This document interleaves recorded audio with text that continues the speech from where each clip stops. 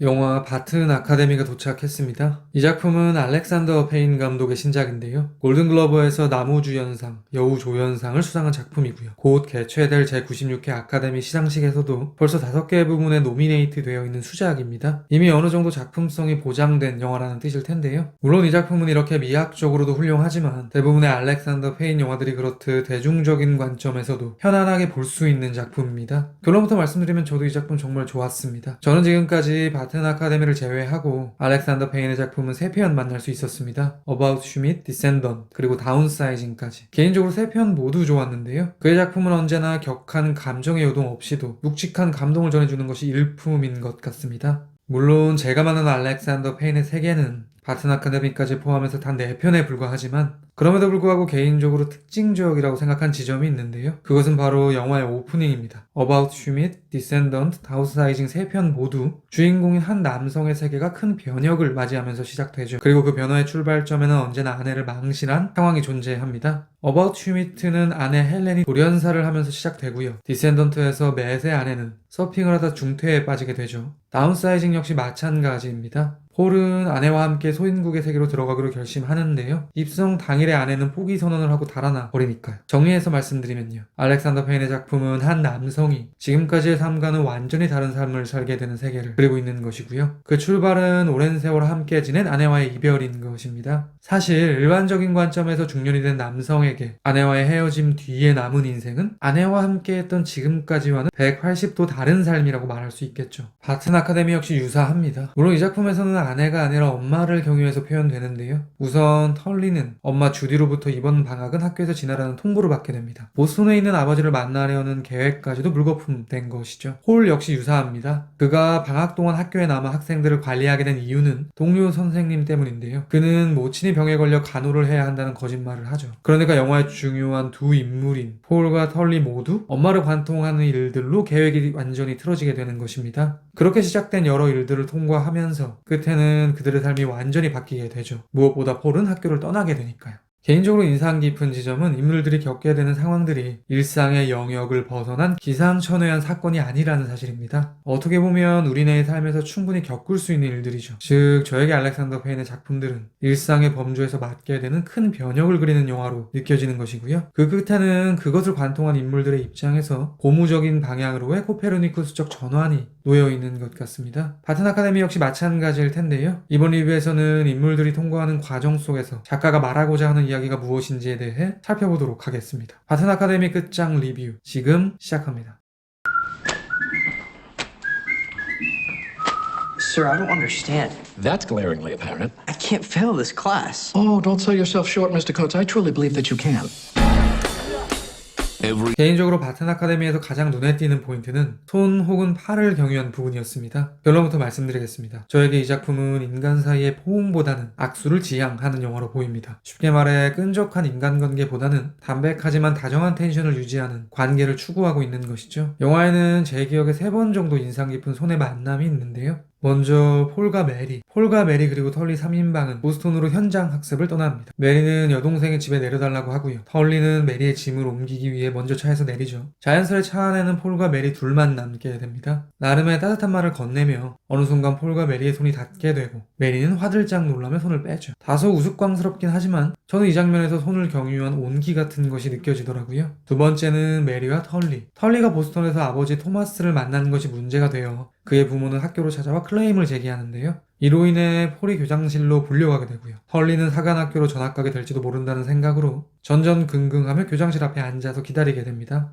이때 메리가 그의 옆으로 다가와 손을 잡아주죠. 마지막은 폴과 털리인데요. 영화의 엔딩입니다. 털리는 폴에게 본인 대신 학교를 떠나게 되는데 감사를 표하며 둘은 진한 악수를 나눕니다. 왠지 부둥켜 안고 오열을 해야 될 것만 같지만 둘은 감정을 너무 많이 고양시키지 않는 선에서 우정을 나누죠. 이렇게 바튼 아카데미의 중심이 되는 세 인물은 세 쌍의 짝을 지어 손으로 감정 표현을 하고 있는 것입니다. 앞서 거론했듯 저는 이것이 바로 알렉산더 페인의 인간 관계론인 것 같습니다. 격한 감정으로 포옹을 하며 서로의 영역을 부대는 관계가 아닌 어느 정도의 아름다운 거리를 유지하되 손을 잡아줄 수 있는 정도의 다정함 한 스푼이 들어간 관계라고 해야 될까요? 영화의 이러한 태도는 웨스 앤더슨의 애스트로이드 시티에서 보이던 느슨한 연대와 결이 같아 보이기도 하더라고요.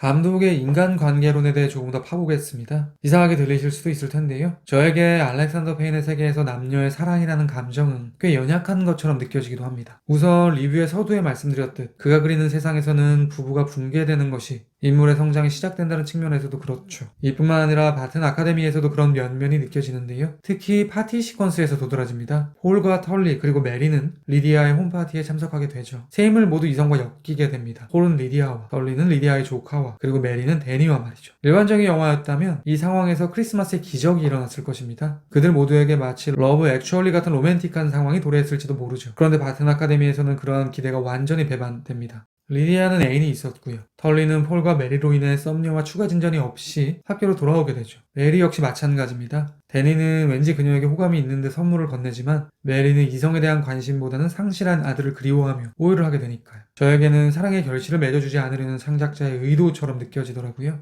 그러면 다시 손으로 돌아오겠습니다. 손에 대해 이렇게 접근해도 흥미로운데요. 사실 방학 초반까지는 학교에 5명의 학생이 남아 있었습니다. 그들은 난방 문제로 양호실에서 함께 지내다가 털리와 테리는 싸움을 일으키게 되고요. 알렉스는 폴에게 고자질을 하게 됩니다. 앙심을 품은 테리는 알렉스의 장갑 한 장을 빼앗더니 멀리 던져버립니다. 털리는 알렉스에게 한 짝만 남은 장갑은 무용하다는 논지의 이야기를 하는데요. 결국 알렉스는 남아있는 장갑마저 강으로 날려버리죠. 아마도 하나만 남은 장갑은 쓸모가 없다고 생각했기 때문일 것입니다. 저는 이 시퀀스가 상당히 인상 깊게 느껴지더라고요. 주제를 관통한다는 생각이 들었는데요. 이렇게 말할 수 있을 것 같습니다. 바튼 아카데미는 서로 다른 짝의 장갑을 맞추는 영화다. 이렇게 말해볼까봐요. 폴과 털리는 한 세트에 맞지 않은 장갑이다라고 말이죠. 폴은 대머리인 반면에 털리는 풍성한 곱슬머리고요. 폴은 아담한 편이라면 털리는 장신입니다. 또한 폴이 아버지와 불화가 있었다면 털리는 어머니와 불화가 있죠. 그럼에도 불구하고 둘은 묘한 공명을 보이고 마침내 연대합니다. 즉 저에게 바튼 아카데미는 부조화하는 인간들이 짝을 맞춰가야 한다고 말하는 영화처럼 느껴지는 것입니다. 이와 동일한 궤를 같이 하는 비유가 하나 더 떠오르는데요. 리디아가 알바를 하는 시내의 펍, 털리는 심심했는지 핀볼 게임을 하러 갑니다. 그러다가 다른 사내들과 시비가 붙게 되죠. 시비가 붙는 상대 중 한 명과 털리의 조합이 흥미로운데요. 털리가 왼손에 붕대를 감았듯 상대는 오른손에 의수를 끼고 있기 때문입니다. 털리는 각자의 나머지 팔을 하나로 합치면 한 쌍의 팔이 된다는 식의 농을 던지기도 하죠. 그들은 불협하지만 폴의 중재로 누그러집니다. 저에게는 이 시퀀스 역시도 맞지 않는 사람들이 타협하는 과정처럼 보였고요. 그것을 어울리지 않는 두 팔의 조합으로 표현하는 것처럼 느껴지기도 했습니다. 결국 영화가 묘사하는 이러한 상황들을 일반화시켜보면요. 이렇게 들리는 것이죠. 삶 속에 나와 꼭 맞는 타인은 없다. 그럼에도 불구하고 우리는 서로가 서로에게 조금씩 맞춰가며 살아가야 한다라고 말이죠. 지금까지 손을 경유하여 설명드린 인간, 그리고 인간관계에 대한 영화의 태도는 결국 폴, 털리, 메리 세 인물을 관통해서 최종장에 도달하는데요. 챕터 1의 마지막으로 그에 대한 이야기를 드리도록 하겠습니다. 영화가 시작되면 아카데미를 훑는 마스터 쇼트들과 함께 음악이 흘러나오죠. 세 가지 다른 장르의 사운드 트랙이 세 명의 인물에게 각각 부여됩니다. 먼저 폴이 처음 등장할 때 카메라는 그의 방을 훑으며 폴에 대한 첫인상을 스케치하는데요. 이때 그의 방안을 채우는 음악은 베토벤의 피아노 협주곡이었습니다. 다음은 메리. 눈이 내리는 바튼 아카데미의 정경을 잡을 때 데미안 주라도의 실버 조이가 흘러나오는데요. 이때 메리가 주방에서 창을 통해 내리는 눈을 바라보는 장면이 인서트 되어 있습니다. 저에게는 이 곡이 학교의 안방마님인 메리의 테마처럼 느껴지더라고요. 마지막 털리가 등장할 때 카메라는 강렬한 비트의 음악과 함께 남학생들이 혈기를 뿜어내는 기숙사로 들어가죠. 이렇게 이야기의 초반 세 인물에게는 완전히 다른 장르의 음악이 부여되고 있는 것입니다. 폴과 메리 그리고 털리가 전혀 다른 컬러의 인물임을 표현하는 것이겠죠. 그런 그들이 동고동락을 하며 이야기의 끝을 향해 갈수록 끈끈해지는데요. 보스톤의 마지막 밤, 셋은 레스토랑에서 함께 저녁 식사를 합니다. 디저트로 체리 주빌레를 주문하자 미성년자가 동속 중이기 때문에 알코올이 들어간 음식을 줄 수 없다는 이야기를 듣게 됩니다. 그래서 그들은 체리와 아이스크림만을 주문해서 식당을 나옵니다. 그리고는 주차장에 가서 직접 제조를 하죠. 체리와 아이스크림에 폴이 가지고 있는 술을 붓습니다. 세 가지 전혀 다른 재료가 마치 새 인물처럼 하나로 융합되는 것입니다. 그런데 흥미로운 점은 학교로 복귀한 이들이 맞이하는 새해 데니가 포함되어 있다는 사실인데요. 그는 해피 뉴 이어의 축포가 터지는 순간 메리의 볼에 키가를 하죠. 저에게는 영화가 메리에게만큼은 사랑의 가능성을 열어둔 것처럼 보이더라고요. 그렇다면 자연스레 이런 질문이 이어질 것 같습니다. 이성 간의 사랑이라는 감정에 회의적인 듯 보이는 창작자가 왜 메리에게만큼은 판타지를 부여하고 있는가? 제 추정인데요. 아마도 그것은 메리의 상황 때문인 것 같습니다. 폴, 털리, 메리는 모두 제각각의 아픔을 지닌 인물들입니다. 그중 굳이 꼽아본다면 아마도 메리의 상처가 가장 깊을 것 같은데요. 폴과 털리가 부모와의 불화가 있다면 메리는 아들을 상실한 아픔이 있습니다. 심지어 남편과도 일찍 사별해 젊은 시절부터 미망인이었죠. 그녀가 아들을 여의게 된 배경도 곡절이 깊은데요. 바튼 아카데미 출신인 메리의 아들은 가난으로 인해 대학 진학비를 낼 수가 없어 어쩔 수 없이 입대해 베트남전에 참전하여 전사하게 되었습니다. 반면에 돈이 많은 동기들은 군입대 대신 명문대에 입학하게 되었죠. 그러니까 그녀의 사연에는 사회적, 체제적 문제까지 엮여 있는 것입니다. 물론 폴 역시 대학 시절 가난으로 인한 비극이 있었고 폴 털리가 지닌 아픔도 공동체의 문제를 경유하는데요. 그럼에도 불구하고 메리가 흑인이라는 설정까지 더불어서 저는 셋 중 그녀가 가장 디스어드밴테이지를 많이 지니고 있다고 생각합니다. 아무튼 이런 이유로 감독이 사랑에 차등을 둔 것은 아닐까라는 추측이 들기도 하더라고요. Hello, Mary. I had you guys stuck with babysitting duty this year. How'd you manage that? You know, he used to be a student, right? Yeah, that's why he knows how to inflict maximum pain on us. I thought all the Nazis were hiding in Argentina.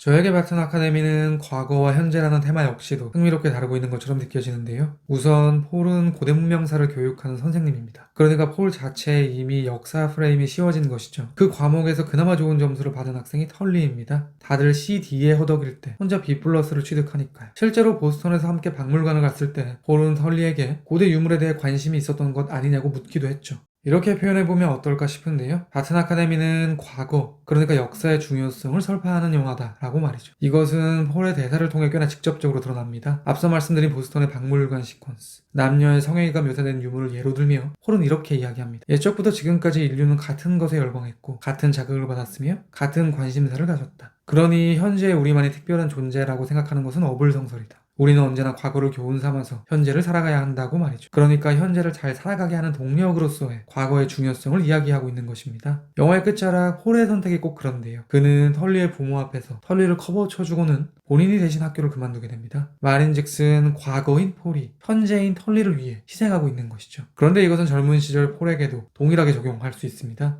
폴의 은사는 바튼 아카데미의 창립자로 나오는데요. 교장실에 걸려있는 액자 속 인물이죠. 전사를 들어보니 폴은 하버드 시절 누명을 쓰고는 사고를 치게 되었고 학교를 떠나게 되었다고 합니다. 그때 그를 바튼 아카데미로 이끌어준 것이 바로 폴의 은사님인 것이죠. 즉 폴이 털리에게 했던 것처럼 폴 역시 폴의 입장에서 과거인 스승에 의해 현재를 살아갈 수 있었던 것입니다. 그렇다고 이 작품은 과거만이 무조건적으로 중요한 것이라고 이야기하고 있지도 않은데요. 털리는 아버지가 입원한 병원을 다녀온 직후 폴에게 하소연하죠. 자신도 아버지처럼 정신질환자가 될까봐 걱정된다고 말이죠. 폴은 이렇게 답합니다. 지금의 너는 아버지로부터 완전히 독립된 인격체다. 과거에 천착할 필요 없다. 라고 말이죠. 어느 한쪽으로 치우치지 않는 참 품이 넓은 영화라는 생각이 들더라고요. 그럼 이제 마지막으로 결말 해석에 대한 저의 견해를 말씀드리겠습니다. 결국 바튼 아카데미는 성장 영화입니다. 저에게는 털리는 물론이고 폴 역시 성장한 것처럼 보이는데요. 그는 캐러반을 끌고 학교를 떠나게 되죠. 비포장도로를 지나 본격적으로 차도로 진입하는 구간이 나오는데요. 우측으로 빠지게 되면 차가 진행하는 정방향으로 갈 수 있고요. 좌측으로 빠지면 중앙선을 넘어서 가야 합니다.